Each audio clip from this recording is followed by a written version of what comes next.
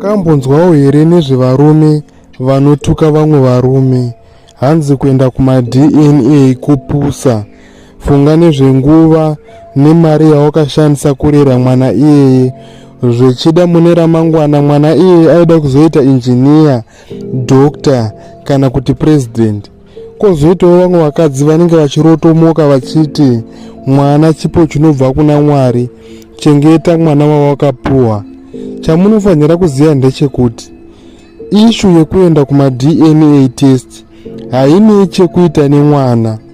Ishu iri pakati pangu inini, mukadzi wangu nechikomba. Mwana angoripo pakungoshandiswa ropa rake kuti paoneke kuti pane chakaitika here kana kuti hapana chakaitika.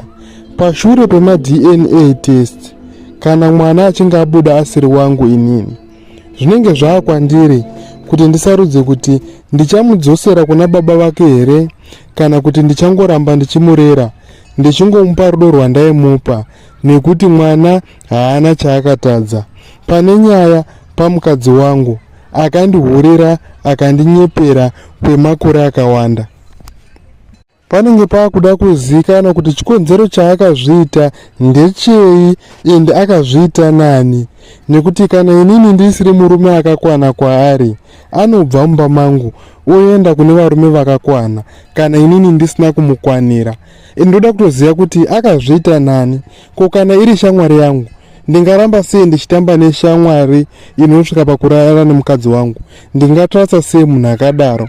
Ko kana ari bhosi wangu kana kuti bhosi wake?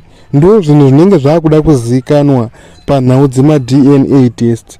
Ende chamwe chamunofanira kuziva ndechekuti munhu anokuhurira iwewe, munhu iyeye anokwanisa kana kukuuraya. Nekuti iyayaye haisi mistake. Shoko rekuti mistake kana kuti tsaona haritombokwani ende haritomboiti kushandisa pachinhu chinonzi chihure chaichai. Hazviitiki nemistake zvaizva. Saka munhu iyeye ari very dangerous kwauri. Munhu anokwanisa kukuitira zvinhu zvakadaro, okunyepera kunguva yakareba, achinyepera kukufarira, kukusekerera, kunga ari kukuda, iye aine zvaari kuita behind the back. Saka musazopopota henyu muchidhomoka muchitaura zvisina basa. Nyaya yema DNA haine chekuita nemwana, but ine chekuita inini, mukadzi wangu nechikomba. Ndo pane nyaya ipopapo. Mwana aripo pakushanda pakubudisa chokwadi kuti tizive zvinhu zvakaitika.